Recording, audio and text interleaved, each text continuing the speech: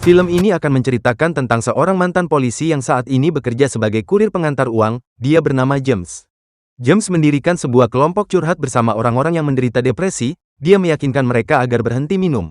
Karena setiap orang yang terjebak dengan hal semacam itu, maka kehidupannya tidak akan pernah berakhir dengan baik.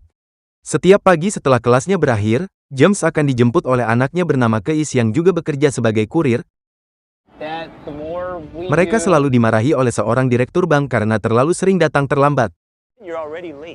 Namun James tidak pernah mendengarkan omelan si manajer dan memilih untuk tetap fokus dengan mendata barang yang akan mereka bawa. Ketika sedang membenahi barang bawaannya, Keis tak sengaja menjatuhkan sebuah pulpen pemberian dari sang istri. Dia mencoba untuk mendapatkan kembali pulpen itu, karena takut jika istrinya yang saat ini sedang hamil tua akan mengalami stres yang bisa berdampak pada kehamilannya. Selesai dengan masalah pulpen, mereka berdua pun segera berangkat untuk menuntaskan pekerjaannya. Kemudian, James menyadari jika saat ini mereka sedang diperhatikan oleh sekelompok orang dari dalam mobil yang terparkir tak jauh dari lokasi mereka saat ini. Melihat ayahnya melamun, Keis mulai menanyakan tentang apa yang saat ini ayahnya pikirkan, di mana James memilih untuk tak memberitahu anaknya karena takut jika nanti dia akan terkena serangan panik. Sebelum mereka pulang ke rumah masing-masing, Keis mengundang ayahnya untuk ikut makan malam sebelum istrinya melahirkan. Namun karena si ayah yang tidak pernah hadir di setiap undangannya membuat Keis tak bisa memaksa. Dia hanya bisa berkata jika ayahnya bisa datang ke rumahnya kapan saja. Begitu harinya tiba, James benar-benar datang menghadiri undangan makan malam anaknya. Dia menghabiskan malam itu dengan bercerita tentang betapa tegangnya Keis di hari pertamanya bekerja. Namun apa boleh buat karena dia harus menafkahi orang yang dicintainya. Sementara di tempat lain, terlihat sekelompok orang berpakaian serba hitam sedang mempersiapkan berbagai macam senjata, layaknya akan pergi ke medan perang. Singkat cerita saat esok hari, seperti biasa Keis menjemput sang ayah setelah dia selesai dengan sesi curhatnya. Mereka kembali dimarahi oleh si manajer karena terlalu sering datang terlambat. Yang bukannya menanggapi hal itu, James malah lebih fokus dengan sebuah paket yang tidak tertera dalam daftar bawaannya. Si manajer yang tak ingin menjelaskan isi dari paket itu malah kembali memarahi James. Dia membahas beberapa hal sensitif yang sangat tidak ingin James dengar, yang jika Keis tidak ada di sampingnya, mungkin si manajer sudah dihabisinya sejak tadi. Ketegangan James sangat terlihat jelas di mata anaknya.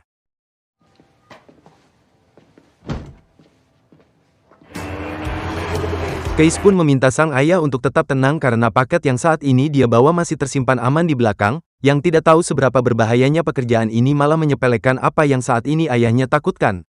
James pun menjelaskan jika siapa tahu barang yang mereka bawa adalah uang hasil curian, barang terlarang atau apapun itu yang isinya sangat berharga. Yang di tengah percakapan itu, James menyadari jika mobil yang tempo hari memperhatikannya, saat ini berada di belakang mereka.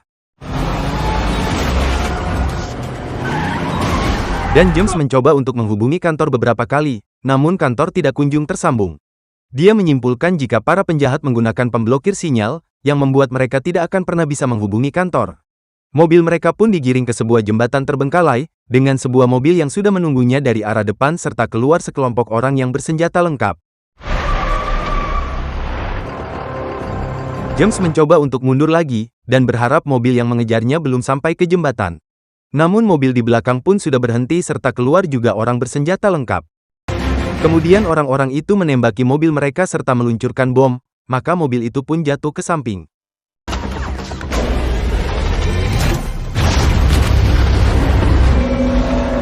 Kemudian, James pun berhasil mengeluarkan anaknya dari dalam bangku kemudi mobil. Namun ketegangannya sesungguhnya baru dimulai, di mana ketika mereka sudah berada di luar mereka langsung ditembaki kelompok itu dari dua arah. Keduanya pun membalas menembak dengan menggunakan pistol.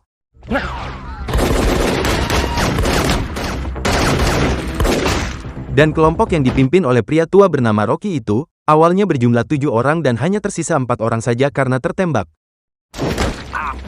Sementara pihak James, hanya Keis saja yang tertembak itu pun di bagian kaki, yang hal itu membuat mereka langsung masuk ke bagian belakang mobil dan mengunci diri dari dalam untuk berlindung.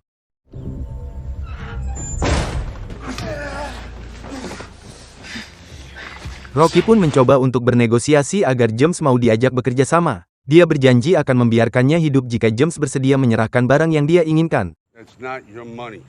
Smart. You come out now. Sebagai mantan polisi, James tentu tidak percaya apa yang dikatakan oleh musuhnya. Dia memilih untuk tetap bertahan di dalam sana sampai pihak kantor menyadari jika mereka saat ini sedang dirampok. Penasaran dengan apa yang Rocky inginkan, James mulai membuka satu persatu kotak titipan si manajer, yang ternyata di dalamnya terdapat beberapa batang emas. Berikut dengan tumpukan uang yang sangat banyak, dia memilih untuk mempertahankan semua harta itu, karena jika hilang maka dia dan anaknya lah yang akan disalahkan atas kehilangan tersebut. Rocky pun mulai melancarkan serangan dengan memasang puluhan gas air mata di sekitar mobil. Dia berharap jika James akan menyerah dan memilih untuk keluar dari mobil secara sukarela. Akan tetapi James dan Case memilih untuk tetap bertahan di dalam sambil menutup hidung mereka.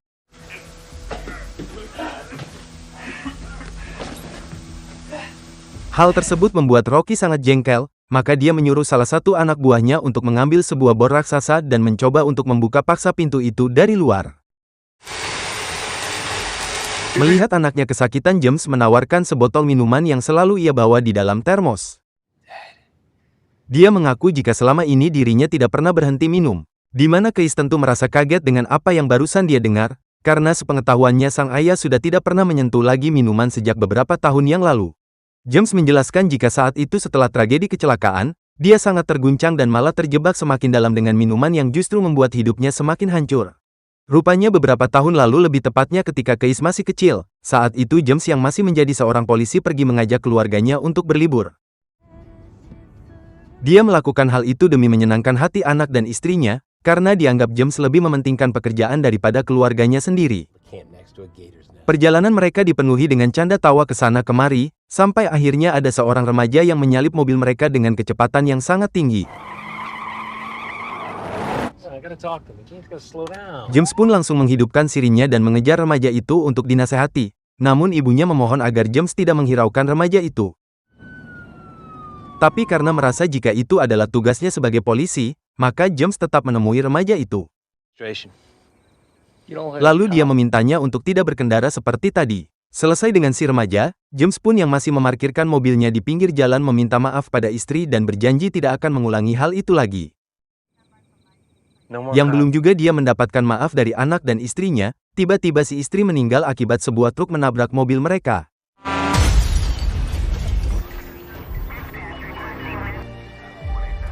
Sedangkan James dan Case hanya mendapatkan luka ringan secara fisik, namun secara mental James terluka sangat parah dan belum sembuh sampai saat ini.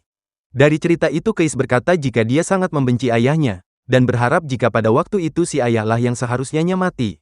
Namun meski begitu kematian tersebut memang murni kecelakaan, sehingga dia meminta ayahnya untuk tidak menyalahkan diri atas kesalahan yang tidak dia lakukan. Merasa bersalah sekaligus bahagia dengan apa yang putranya katakan, James langsung mengambil termos minumannya. Dia pun meminumkannya kepada Case dan membasuh luka yang sejak tadi belum dibersihkan. Sementara itu Rocky dan anak buahnya masih melakukan pengeboran. Dia harus berhasil menembus pintu baja itu, sebelum perusahaan tempat James bekerja menyadari jika saat ini kedua anak buahnya telah menghilang. James pun baru menyadari jika dia bisa membuat sebuah bom molotov dari bahan dasar alkohol. Yang sebelum menghabiskannya, dia langsung membuat bom itu dengan cepat lalu meminta Case untuk mengulur waktu. Stop! Please! I can't take it anymore. I'll come out. Kemudian James keluar dan berhasil membunuh si botak yang sedang mengebor dan melumpuhkan salah satu anak buah Rocky yang berambut pirang dengan stangun miliknya. Lalu James pun segera kembali ke dalam mobil. Ketika Rocky masih panik dengan serangan kejutan tersebut, kini si pirang baru sadar dari keterkejutannya tadi. Si pirang pun mulai membabi buta menembaki mobil berlapis baja itu. Di mana si anak buah dengan rambut lempes pun mencoba untuk menghentikannya, karena beranggapan jika hal itu hanya sia-sia saja dan menghamburkan peluru tanpa menghasilkan apa-apa. Pagi pun berganti siang dengan cuaca panas yang sangat menyengat membuat James dan sang anak hampir mati terpanggang akibat kepanasan, apalagi saat mereka menyadari jika stok air semakin menipis. James yang merasa putus asa meminta maaf kepada anaknya tentang apa yang sudah terjadi selama ini, di mana Case yang sejak awal berpikir dewasa pun tidak mempermasalahkan hal itu, bukan berarti dia tidak mengingat masa lalu. Tapi satu hal yang pasti adalah dia sangat menyayangi ayahnya. Dan tidak mau merasakan kehilangan orang tua untuk yang kedua kalinya. Off for a little bit. Sementara James dan anaknya harus bertahan dari cuaca panas, sedangkan Rocky juga harus mengurus masalah kedua anak buahnya yang terus berdebat, dan dia menjauhkan mereka satu sama lain agar tidak saling menembak.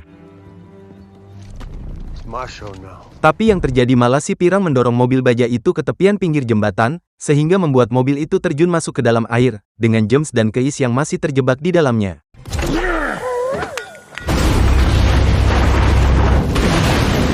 Di momen yang krusial itu, kaki Keis maha terhimpit barang bawaan yang lumayan berat. James pun dengan sisa kekuatannya mencoba untuk memindahkan barang itu, sebelum mereka benar-benar terendam air. Setelah berhasil memindahkan barang tersebut, James pun membantu Keis keluar dari dalam mobil, dan berhasil mencapai daratan. Baru saja akan beristirahat, James malah disambut dengan tendangan dari si pirang yang sejak tadi sudah menunggunya. Mereka pun terlibat sedikit baku hantam sebelum pada akhirnya si pirang mengeluarkan senjatanya. Tapi Rocky malah menyelamatkan James dengan menembak si pirang. Lalu Rocky pun meminta genjatan senjata dan berharap agar mereka melupakan kejadian hari ini. Done. Tidak lama kemudian Rocky dijemput oleh si manajer, yang rupanya masih satu komplotan dengannya, dan segera pergi meninggalkan TKP sebelum polisi datang untuk menjemput James dan anaknya yang terluka. Setelah kepergian Rocky dan si manajer, polisi pun akhirnya mulai berdatangan. Mereka langsung mengevakuasi James dan sang anak berharap kedua orang itu berada dalam kondisi yang baik-baik saja.